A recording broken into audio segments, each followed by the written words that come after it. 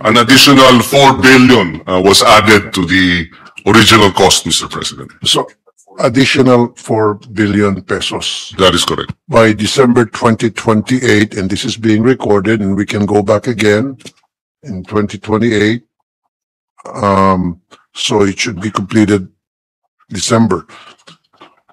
Okay, and with an additional 4.5, 4 how much? 4 billion. From 13.37 billion, it is now 18.8 billion revised. So an additional about 4 billion, Mr. President. Okay, Now, if you want to total both phase 1 and phase 2, how much is it, Mr. it will President? be 20.544 billion. Okay. Service area, 34,400 hectares. 34,000. Farmer beneficiaries, 21,700. It's music to my ears, Mr. President, those figures that you just mentioned to us. And if I may add, it will also address flooding in the Tarlac area, flood control. So that, Bonus pa. yes. Okay, sige, Mr. let's see. President. Again, babalikan ko kayo, Mr. President, pagdating ng time na yung mga pinapromise ko dito kaya. Kasi ako And yung tao. I share the concern of the good senator, Mr. President, because for the record, it was under my chairmanship of the National Irrigation Administration in 2014 that this Balog-Balog project was approved by the NEDA board. 2025 na. Okay. Hindi pa natatapos at kaya tayo mismo, kasama po namin kayo, nakukulitin ng NIA na matapos na itong proyektong ito dahil it's a long time coming, magsasampung taon na. Thank you, Mr. Sponsor. Thank you, Mr. President. Now, let's move on. Dako naman tayo sa Macalelon. Okay. Last budget hearing, NIA reported two contradictory physical accomplishment rates, 77.53% and 90% with the catch-up plan. Ano po nangyari dito? Can NIA confirm the actual physical accomplishment of PESCO Incorporated and explain the discrepancy? May we have a minute suspension, Mr. President? Between the 77% and the 90% is that this dam has two components, the dam itself and the irrigation system. And when they put the two together, the completion rate last year, right, was about 94%. 90%. But when you separate it, meaning that's the average of both the dam and the irrigation system, the average is 90. Pero pag hiniwalay po natin yung dalawang phase, yung dalawang component, 77% pa lang ang naging completion ng dam at that point. But today,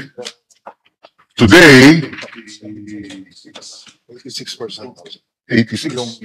Yes. Today, 87. they are now at 87% completion of the dam, Mr. President. Kaya dalawa yung completion target, percentages.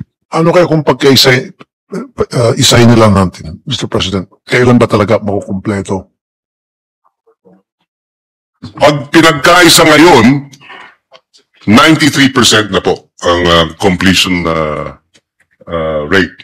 93%. At kailan po masasabi natin totally completed yung project, Mr. President?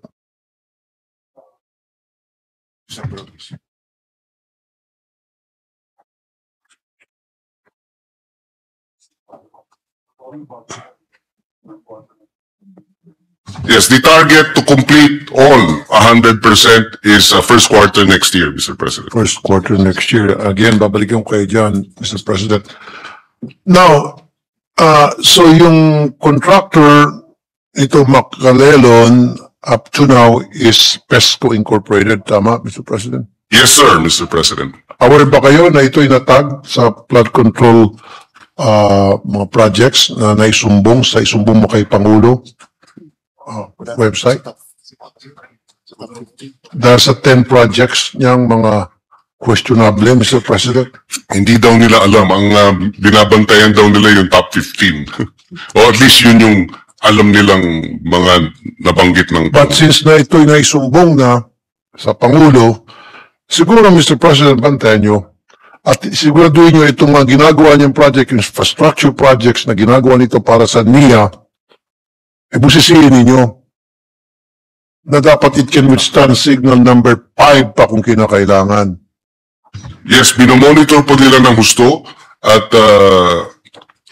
according to the administrator, pumirma nga, sumulat na sila sa AMLA para humingi ng list ng posibleng mga kontraktor na mayroong ganitong klaseng mga kontraktor ng NIA na nagsiservice sa NIA.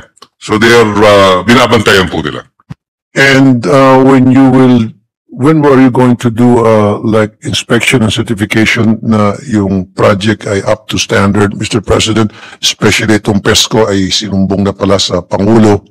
When are you going to do that to ensure na tama yung ginawang trabaho ng PESCO para di sa Macalelon project, Mr. President, Mr. Sponsor? Yes, that's correct. May inspectorate ang NIA at halos araw-araw nilang minomonitor itong pag-implementa ng mga proyekto. Now, Mr. President, may mga farmers na nagsabi sa amin when we went there, binibenta raw ng dalawang engineer yung ilang mga materyales tulad ng mga semento at kung ano-ano pa.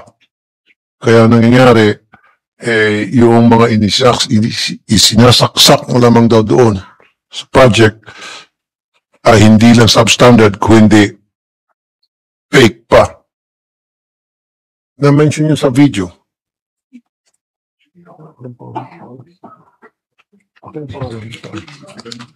Iimbisigahan po nila kung meron pong ganitong mga aligasyon dahil hindi daw sila papayag sa ganitong klaseng sistema ng palakad sa mga proyekto ng NIA.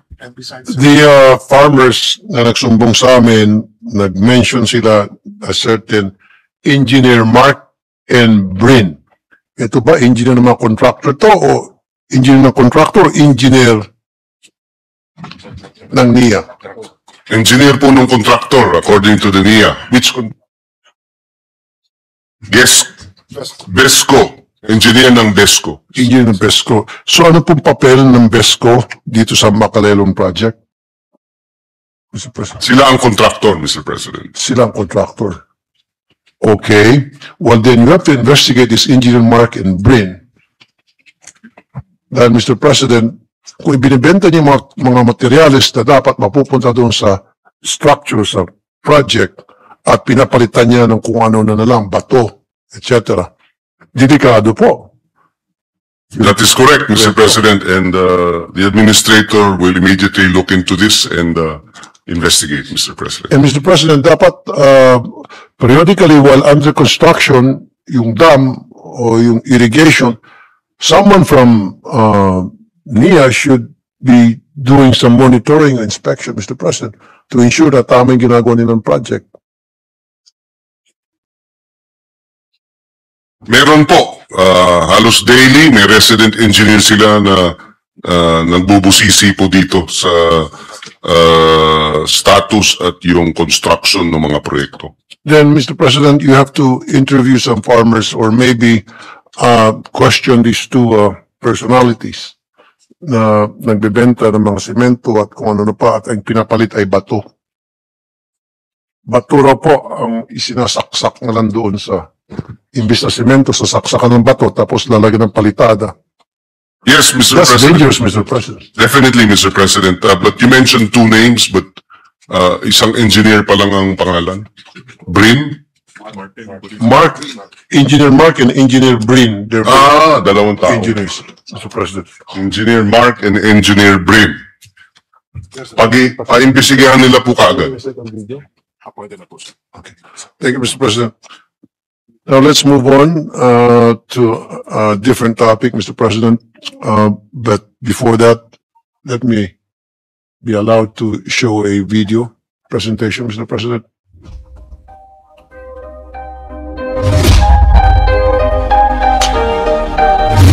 Kami inumpisahan, parang August 28 po yata ito na iba. So lumubog ang tao doon. Lubog po. Yan po yung pinakang main na karsada sa Ibarba. Nung natibag po rin, siya naman dinaya na ng tubig, tayo-tayo na dati na yung lupa tayo. Ako yun na, nabasan ulit ang budget eh. Maabot ko ata ako ng 10 million yata ang naging budget ka.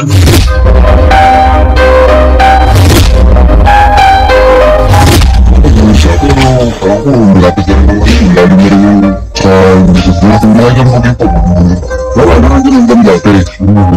Ano po problema bakit dito? Wala nang illegal quarry.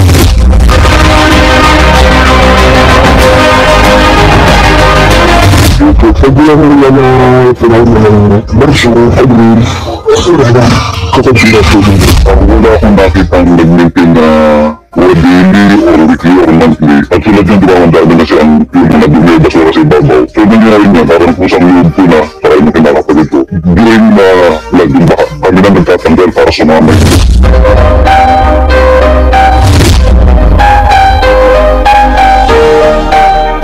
Yung kontraktor na subscript ko na gumagawa doon, bakit gano'n sobrang tasaw? 86% kompleto na daw po yung dam doon. Hindi pa siguro yun. Malaki po yung ulang doon.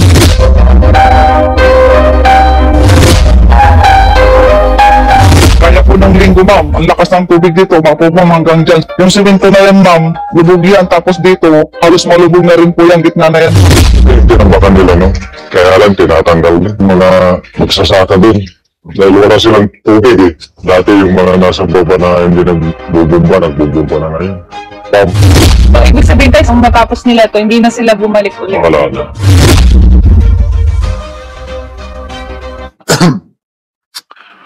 Every year, binabudgetan itong mga projects na ito. Tapos, mag-mobilization lang para makakuha ng initial 15%. Tapos, wala namang progress yung project every year. Para po natin ma-resolve itong issue na ito, Mr. President? Yes, ilang proyekto yun? With respect to the first one, the Dumulot, Doon muna tayo sa mobilization. may we have a minute suspension, Mr. Thank President? you.